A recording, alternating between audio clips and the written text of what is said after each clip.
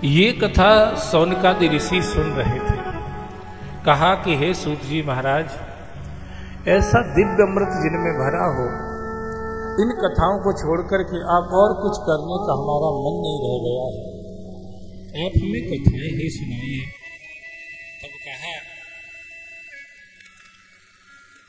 3 साधन श्रेष्ठ माने गए हैं, श्रवणम, कीर्तनम और मननम। पर जो इन 3 साधनों को भी न कर सके, गूंगा, बहरा, मानसिक विक्षिप्त व्यक्ति है, तो वह शिवलिंग की सेवा पूजा करके शिव का अनुग्रह पा सकता है और उससे भगवान शिव के लोक को जा सकता है। इसीलिए हर व्यक्ति को शिवलिंग की पूजा करना चाहिए। जहां शिवलिंग की पूजा ना होती हो, बाकी सब पूजा होती हो, वह पूजा व्यर्थ चली जाती है, निरर्थक हो जाती है। ऐसा कोई भगवान नहीं आया इस संसार में जिसने शिव को ना पूजा हो महाराज। सब भगवानों के भी पूज्य हैं भगवान शिव। ऐसे शिव को नजरअंदाज करके कौन अपनी भक्ति की सीढ़ी को प्रशस्त मान सकता है। शिव ऐसे देव हैं जिन्होंने सब तरह के दरवाजे खोल रखे हैं। कोई कैसी भी स्थिति का जीव क्यों ना हो, वह शिव की भक्ति पूजा कर सकता है। अन्य पूजा में कई जगह स्त्री का प्रवेश निषेध है, पर शिव की पूजा में स्त्री का प्रवेश भी निषेध नहीं है महाराज। शिव की पूजा में किसी वर्ण का प्रवेश निषेध नहीं है। शिव की पूजा में किसी आश्रम का प्रवेश निषेध नहीं है। शिव की पूजा में किसी लिंग भेद से प्रवेश निषेध नहीं है। शिव की पूजा नपुंसक भी कर सकता है, शिव की पूजा वर्ण संकर भी कर सकता है, शिव की पूजा कोई भी जाति वर्ण बहिष्कृत भी हो वो भी कर सकता है। शिव की पूजा में किसी का निषेध नहीं है। ऐसा दयालु देव है ये। जब लोगों ने ये चिंता व्यक्त करी कि महाराज जो सुन ही नहीं सकेंगे, बोल ही नहीं सकेंगे, मानसिक रूप से सिमरन नहीं होगा, उन लोगों का कल्याण कैसे होगा, भगवान भोलेनाथ ने कहा मैं उन्हीं के लिए शिवलिंग के रूप में प्रकट हूं। और जितनी धातुएं हैं संसार में, लगभग हर धातु से शिवलिंग बनाया जा सकता है और अलग अलग मनोरथों की पूर्ति के लिए अलग अलग तरह के शिवलिंग बना करके कोई भी अपने मनोरथों को पूर्ण करके और जो श्रेष्ठतम सत मनोरथ है भगवत प्राप्ति, उसको भी पूरा कर सकता है। कोई ब्रह्म ज्ञान से संपन्न होना चाहता है, उसको पारद शिवलिंग की पूजा करना चाहिए। ब्रह्म ज्ञान के लिए, तत्व ज्ञान के लिए, भगवत तत्व के साक्षात्कार के लिए पारद शिवलिंग की पूजा। अन्य सभी शिवलिंग फल देने वाले हैं, पर पारद शिवलिंग सबसे जल्दी फल देता है। कभी कभी आपके लोगों के दिमाग में क्वेश्चन आता होगा कि आप पारद शिवलिंग ही यहां क्यों प्रतिष्ठित करने जा रहे हो।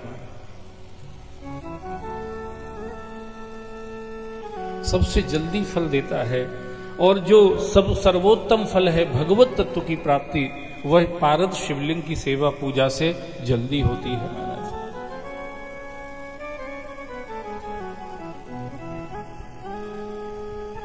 इसलिए ब्राह्मण जन सामान्यतः जिनको ये चीज पता है, वो दूसरे मनोरथ तो रखते ही नहीं। ब्राह्मण का और क्या मनोरथ हो सकता है भगवत प्राप्ति के अलावा।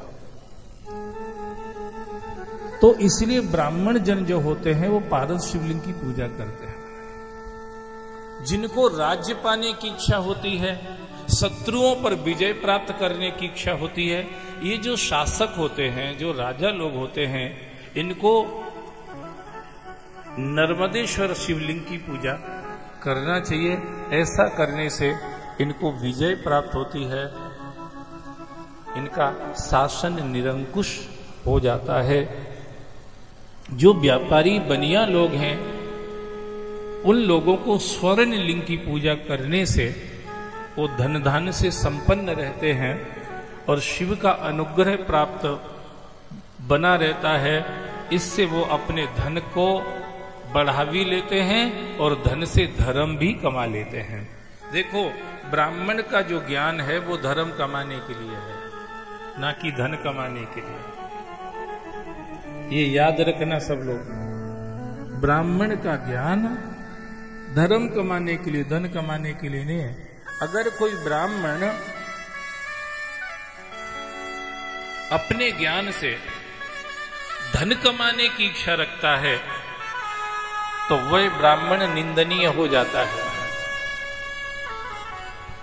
अगर कोई वैश्य धन कमाता है पर धन से धर्म नहीं कमाता, वह भी निंदनीय हो जाता है। जो राजा अपने धर्म से दूसरों का शोषण करता है, नीति न्याय की जगह अनीति और अन्याय करता है, पद का दुरुपयोग करता है, वह राजा भी निंदनीय हो जाता है। जो शूद्र द्विज सेवा न करके मनमानी करता है, वह भी शोचनीय हो जाता है। तो ब्राह्मण का ज्ञान भी धन कमाने के लिए नहीं है, ब्राह्मण का ज्ञान भी धर्म कमाने के लिए है। क्षत्रिय का बल भी किसी का शोषण करने के लिए नहीं है, वो भी प्रजा का पोषण करने के लिए है, सेवा करने के लिए है और उसके द्वारा धर्म कमाने के लिए है। वैश्य का धन भी सिर्फ तिजोरी भरने के लिए नहीं है, तीनों तापों से छुटकारा मिले इसके लिए उस धन का धर्म में उपयोग करने के लिए है। शूद्र का तन भी अहंकार प्रदर्शित करने के लिए नहीं, अपने तन से द्विज सेवा करके अपने आप को निष्पाप करके परमात्मा की प्राप्ति करने के लिए है। महाराज, ये चीज बहुत समझने की है।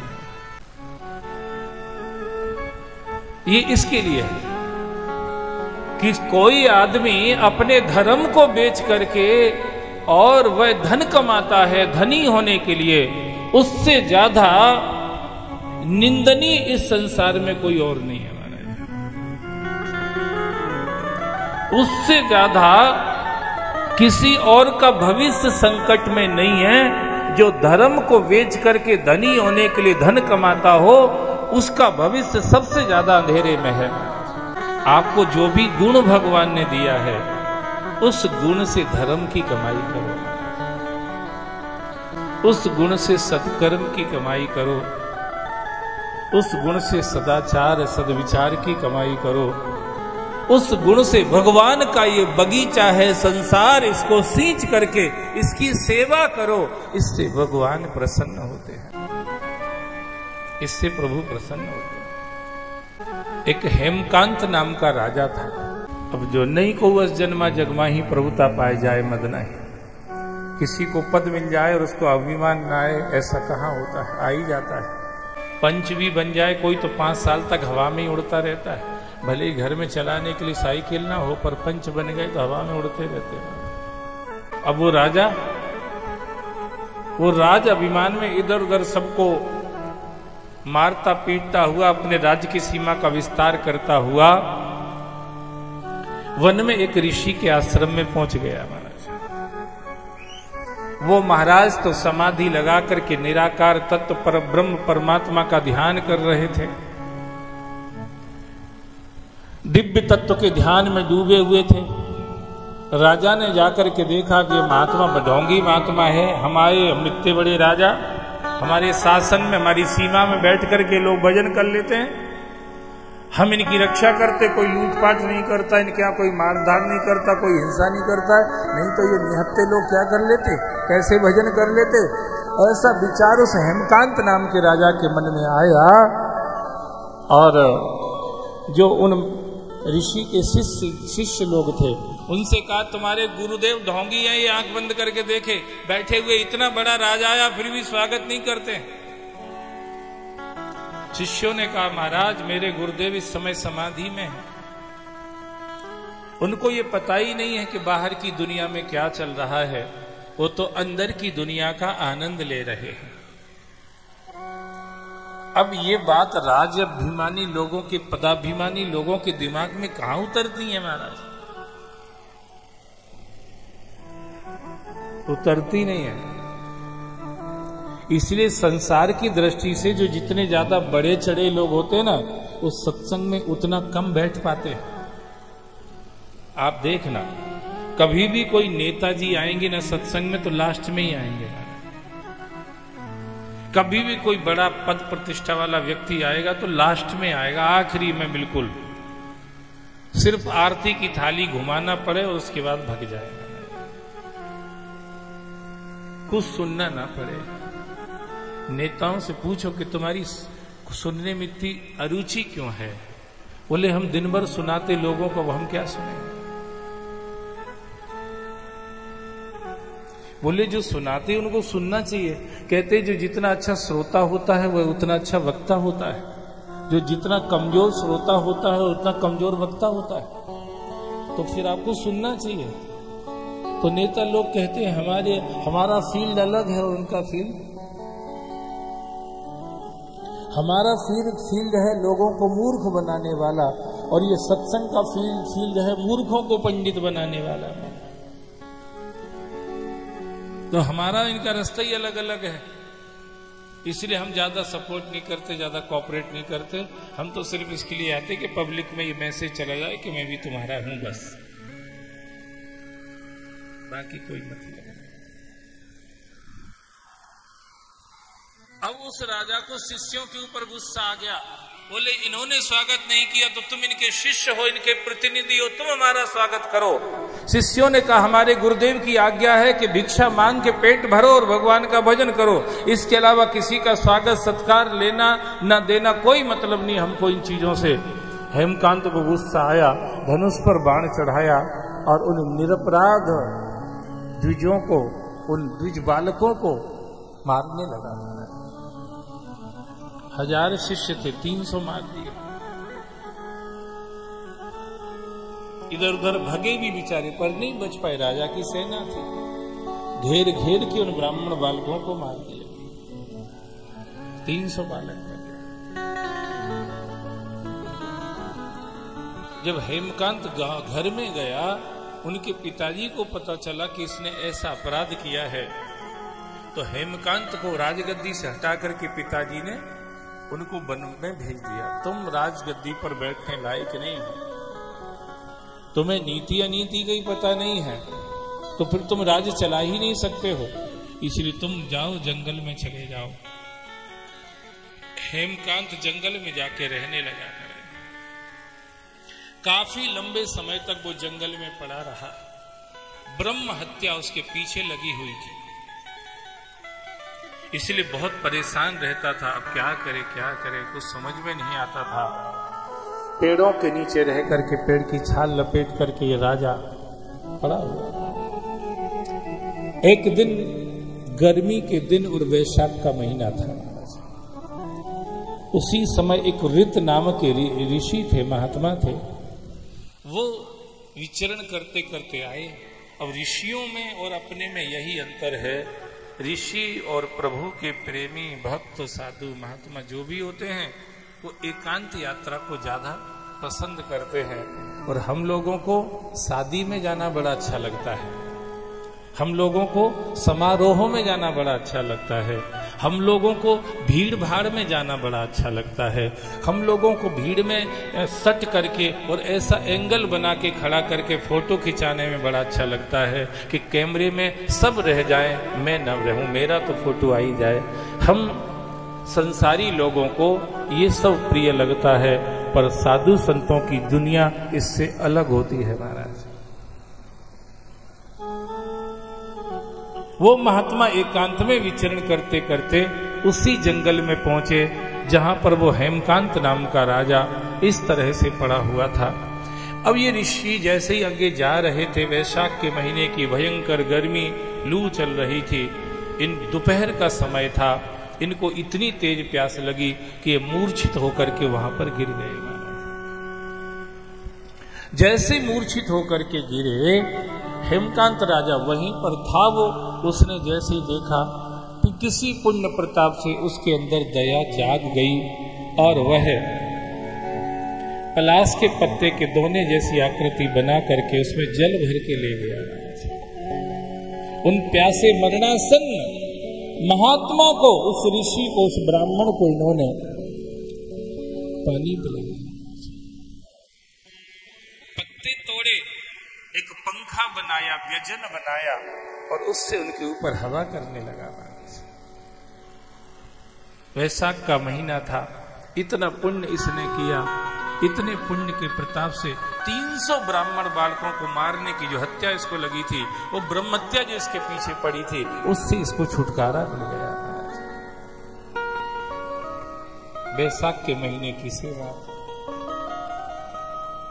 वैशाख के महीने में अगर अन्न दान करना हो तो जौ के सत्तू का दान जरूर करना चाहिए। जौ समझते हो ना, जो हवन में, हवन सामग्री में जौ डलते हैं।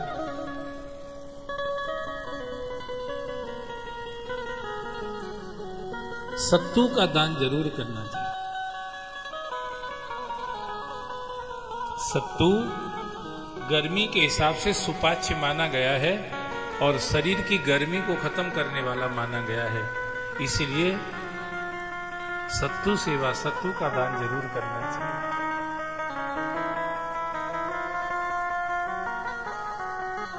जितना ज्यादा हो सके सत्तू का दान करो, सत्तू घोल करके पिलाओ लोगों।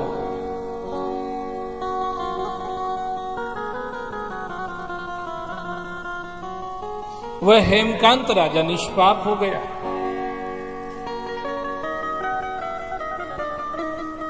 इतने पुण्य प्रताप से उसके पिता के वहां आकाशवाणी हुई कि तुम्हारा पुत्र हेमकांत, जिसने 300 ब्राह्मण बालकों की हत्या करी थी, वैशाख के महीने में जल और वायु का दान करके, व्यंजन का दान करके वह निष्पाप हो गया है और अब उसके अंदर सारे दैवीय गुण जाग गए हैं। देखिए भाई, दिव्यता आती तो पुण्य से ही है, आपसे तो आनी नहीं है। अब उसके अंदर दैवी गुण जाग गए, अब वो राज गद्दी पर बैठने का अधिकारी हो गया है, अब वो प्रजा का सच्चा पालक सेवक बन गया है। इसलिए हे राजन, तुम अपने उस पुत्र को जंगल में से लेके आओ और उसको राजगद्दी पर बिठाओ। अब वह श्रेष्ठ शासक सिद्ध होगा और तुम अपनी पत्नी को लेके दोनों जंगल में चले जाओ, क्योंकि चौथे पन जाइए नृप कानन। अब तुम्हारी चौथी अवस्था चल रही है, तुम जंगल में जाके भजन करके भगवत प्राप्ति करो। महाराज जैसे आकाशवाणी सुनी, वो अपने पुत्र को ढूंढते हुए जंगल में गए। हेमकांत को वहां से बड़ा स्वागत सत्कार करके ले करके आए। अब वह सद्गुणी हो गया था, उसके दोष, उसके दुर्गुण एक वैशाख महीने की पवित्र सेवा से धुल गए थे। अब उसमें दिव्यता देखो, सुमति कुमति सबके उर रही। आप कहो कि कोई आदमी परमानेंट बुरा होता है या परमानेंट अच्छा होता है, ऐसा कभी विचार मत करना। हर आदमी के अंदर हर समय अच्छाइयां भी रहती हैं और बुराइयां भी रहती हैं। सुमति कुमति सबके उर रहती ही है महाराज। नात पुराण निगम अस कहाही रहती ही है, पर सत्संग करने से सुमति जग जाती है, कुसंग करने से कुमति जग जाती है।